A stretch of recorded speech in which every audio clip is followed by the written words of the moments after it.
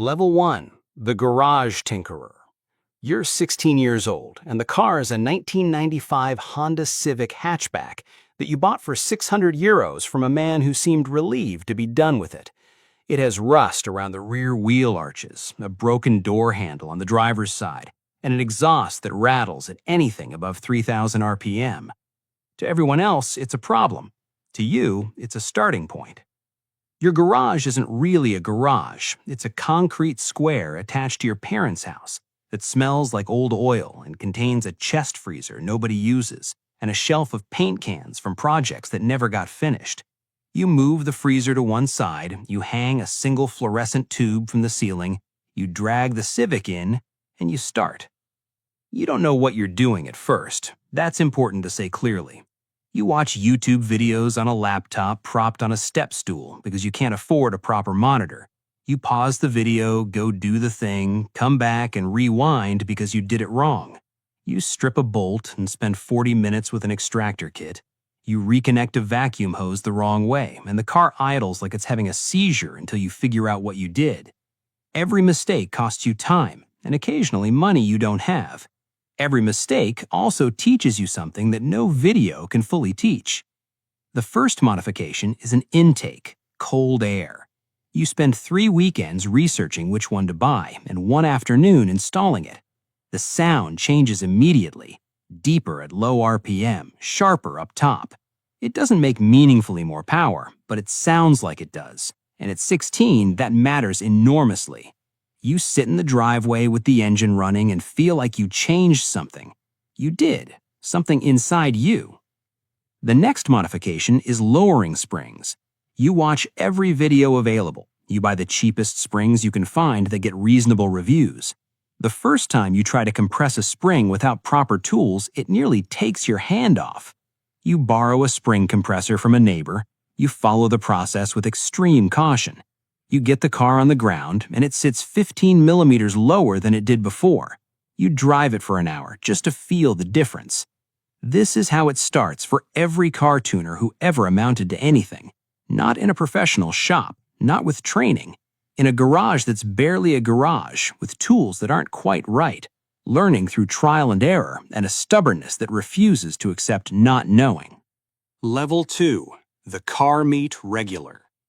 You're 18 now. The Civic has been through stages, different wheels, aftermarket suspension, a front lip you painted yourself that's slightly crooked, but only if you look closely. You know this car. You know how it starts when it's cold. You know the weird noise it makes when you hit a specific bump at a specific angle. You know where every modification lives and why each one was made. You discovered Car Meets 6 months ago, a parking lot on Sunday evenings with 40 people in their cars, and the specific culture that forms around modified vehicles. You showed up the first time feeling like you were entering a room where everyone knew each other and you knew nobody. You parked next to a slammed Volkswagen. The owner walked over and looked at your car and asked about the suspension setup. You talked for an hour. The community teaches you things the garage can't. You see builds you've never thought of. You understand what's actually good work and what just looks good. There's a difference, and it takes exposure to learn it. Someone at a meet shows you that your wheel fitment is wrong in a way you couldn't see yourself. Someone else explains why your brake bias needs addressing before you lower any further. The knowledge transfers through conversation in a way that transfers through no other medium. You also start learning the culture's hierarchy. Cars are evaluated with an honesty that can feel brutal until you understand it's a form of respect. Nobody is polite about a bad build because politeness would be condescending. When someone takes time to tell you what's wrong, it means they think you can fix it. You learn to receive feedback as information rather than judgment. Your build gets cleaner. Not more extreme, cleaner. The understanding that restraint is harder than excess is something every serious tuner eventually arrives at. Level 3. The Track Day Driver. 20 years old, and someone at a meet invites you to a track day, a proper circuit, time slots, instruction available for beginners. You go expecting to go fast. You discover that you don't know how to drive your own car. The first session is 20 minutes. A more experienced driver rides along with you for the first 3 laps. He doesn't say much. He lets you drive. At the end of the 3 laps, He tells you 3 specific things you're doing wrong. You're braking too early and too hard. You're carrying too much speed into corners and losing it on exit. Your hands are tense and transmitting that tension to the steering. You spend the rest of the day working on one thing at a time. The difference between driving a modified car on the road and driving any car on a track is the difference between listening to music and playing it. One is passive, one requires everything. You modify the car differently after your first track day. Performance-oriented now. Brake pads with better heat resistance, fluid that doesn't boil under sustained load, tires with more grip because grip is everything, and anything else you add on top of better tires is secondary. You take weight out, rear seats gone, spare tire gone. Things you'd never remove on a road car come out without hesitation because the track doesn't need them. The car gets faster, you get faster. The two processes happen together, and it's impossible to separate them. This is the thing about car tuning that nobody explains before you experience it. The car and the driver develop in parallel. A faster car in the hands of an undeveloped driver is just a faster way to make the same mistakes. A developed driver in an untouched car is already finding tenths that modifications couldn't manufacture. Level 4. The Serious Builder. 23 years old. The Civic is gone. You sold it to someone who reminded you of yourself 4 years ago and used the money plus savings plus a loan from your father to buy something with more potential. A second-generation Mitsubishi Eclipse GSX, all-wheel drive, turbocharged from the factory, a platform with a real ceiling. You build it properly this time, not because you couldn't before, but because now you know what properly means. Every modification has a reason. The turbo was upgraded because the factory unit flows insufficiently for your target power number. The fuel system is upgraded because more power means more fuel demand. The intercooler is upgraded because heat-soaked air loses density, and density is power. Every change connects to the next one. The system thinking that you couldn't do at 16 because you didn't know the system. You tune the engine management yourself for the first time. You borrow an ECU reflash setup from a friend who's deeper into this than you are. You spend 2 full weekends learning the software. The first time you make a change and log the data and see the result, you feel something shift in your understanding. The engine is a system of inputs and outputs. The ECU is the translator. Tuning is the process of making the translation more accurate and more efficient. You've been a passenger in this process until now. Suddenly, you're in the room where it happens. The Eclipse makes 300 horsepower on a conservative tune, on a dyno in a shop you respect, not a number you're estimating or claiming, a number with a chart behind it. You drive it home, and the 30-minute drive is the most focused 30 minutes of driving you've ever done. Level 5. The Known Name. 26, and you have a reputation in the regional tuning scene. Not famous. Known. Your posts get shared. People recognize your car at events. Builders at a higher level know your name because you've asked good questions and done visible work. You've started helping other people with their builds. Not professionally, as a favor or because a problem is interesting, or because someone trusted you with their car and that trust is worth honoring. You diagnose things. A friend's Subaru has been tuned by 3 different people and still runs rough under boost. You spend a Saturday with a laptop and a wideband sensor working through it methodically. You find a vacuum leak so small it took 3 tuners to miss. The car runs cleanly for the first time in 2 years. You realize that diagnosing is a separate skill from building. Building is understanding how things should go together. Diagnosing is understanding why they didn't. Both require knowledge. Diagnosis requires something beyond knowledge, a kind of pattern recognition that comes from having seen enough failures to understand what failure looks like. You've seen enough now. The pattern recognition is there. You build a turbocharged front-wheel drive build that reaches 500 horsepower at the wheels, on a platform not designed for it, with a traction management solution you developed yourself after the car tried to kill you twice during testing. The build gets featured in a Japanese car culture magazine that reaches people you've never met. 47 messages from different countries in the week after it publishes. Level 6. The Professional Tuner. 29, and you're doing this for money. Not only for money, but consistently for money, which is different from the before.